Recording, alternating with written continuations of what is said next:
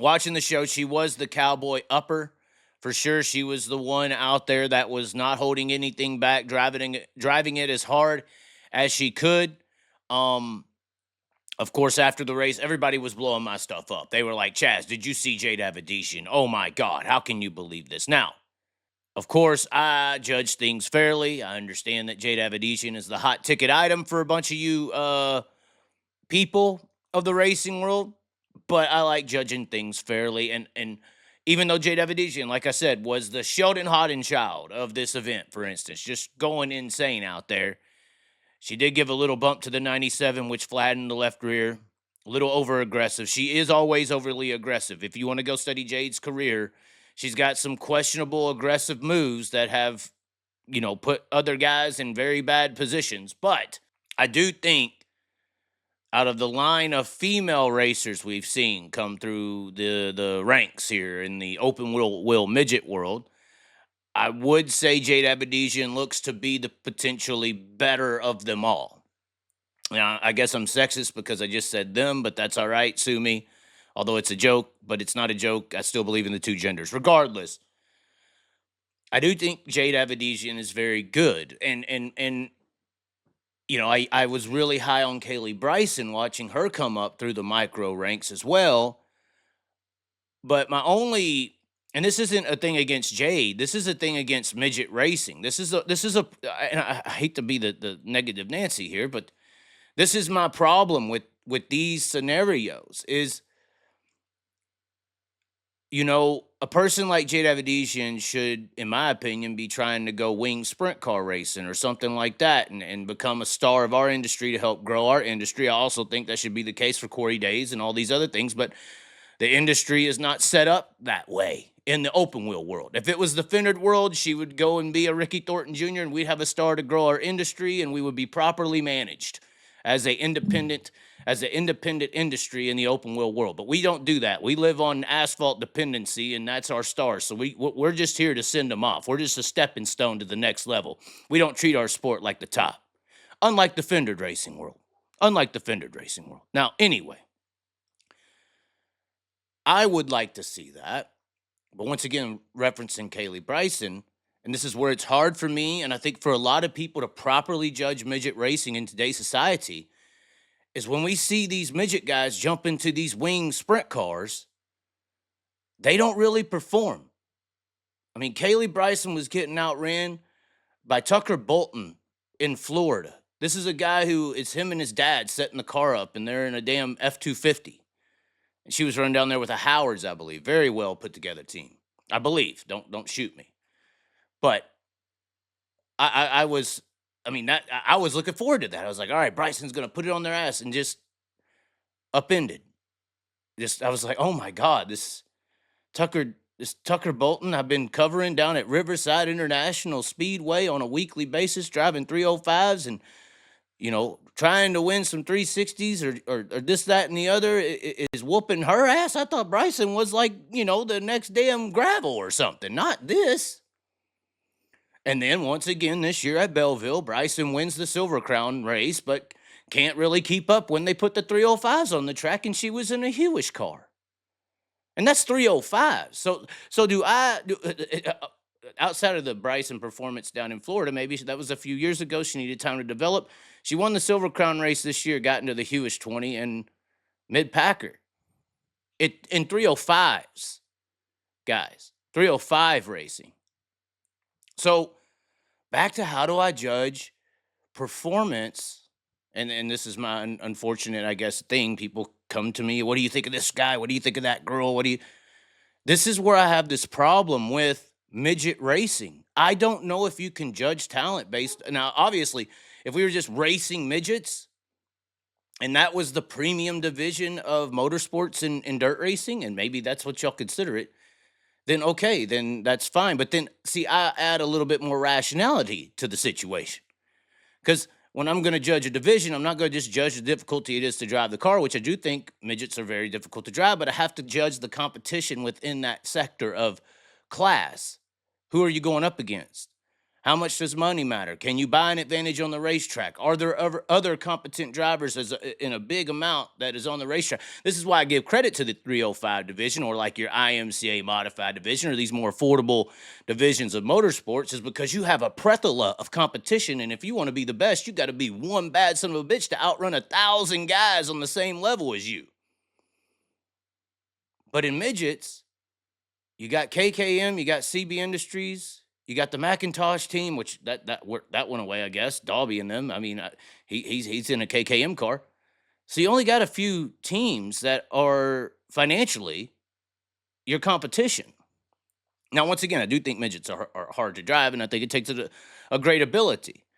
And I do think that hopefully a Jade Avedisian could go into sprint car racing and perform, but it's hard to tell. And I think this is an issue that midget racing is facing now. And that's why you see potentially some of these drivers skipping midgets altogether. You know, it used to be 5-10 years ago, you get in a micro, you get in an outlaw cart, you go to midgets, and then you go to NASCAR or something, or you go to asphalt. Now, we got a few of those examples that are happening right now. Mainly those are financially motivated. I'm not saying that's the case here, but it does seem like midgets are in this weird gray area. Is it, and I had this conversation at Chili Bowl like 4 or 5 years ago with the guy, and he's like, when did this professional race car become a developmental machine? Maybe that's what it is. And if it is a developmental machine, then how are we properly judging it? The people who are performing, are they just performing well against other developmental people? I mean, Cannon McIntosh has had a lot of years, and this is why it's not necessarily a female-male deal. I'm talking about midgets in general.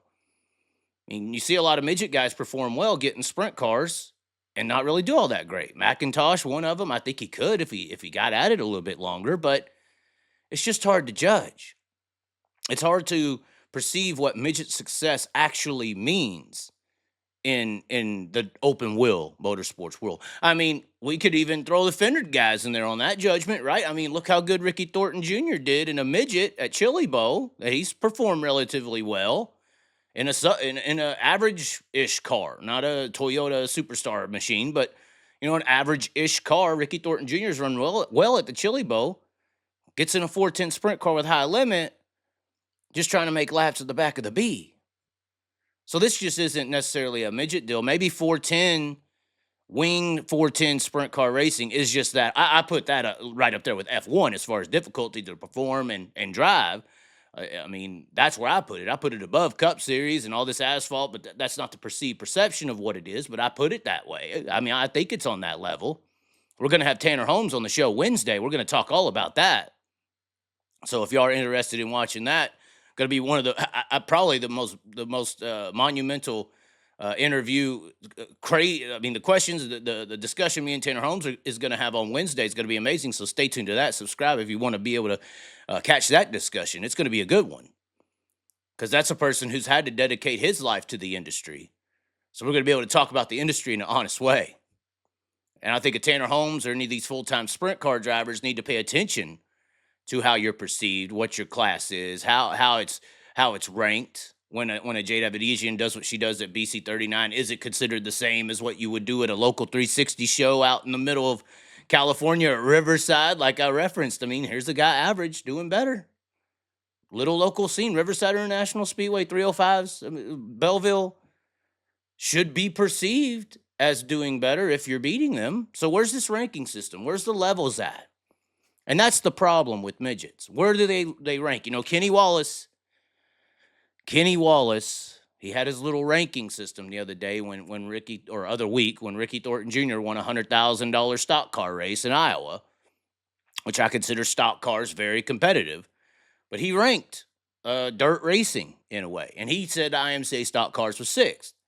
He also said that number one on the list was World of Outlaw 410 wing sprint cars. He said second was super modifieds, third was modifieds.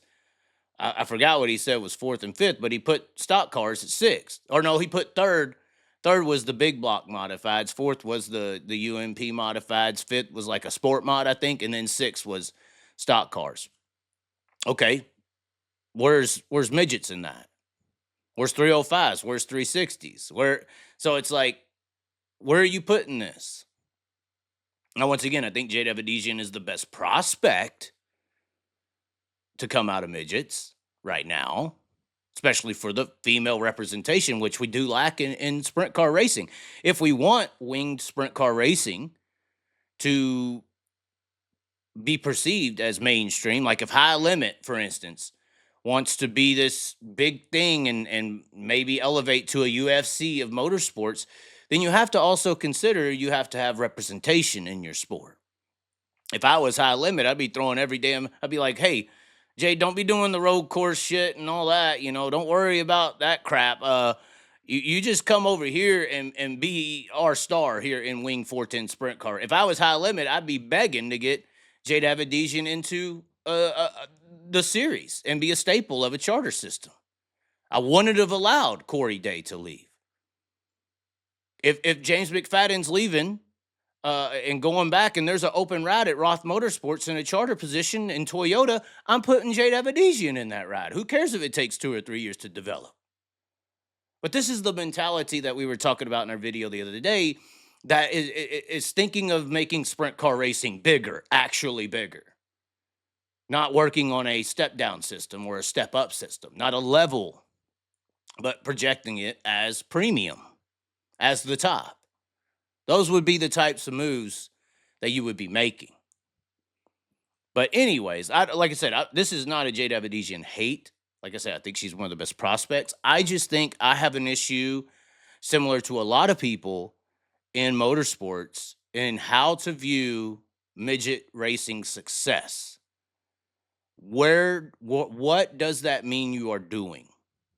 And I think that's a problem.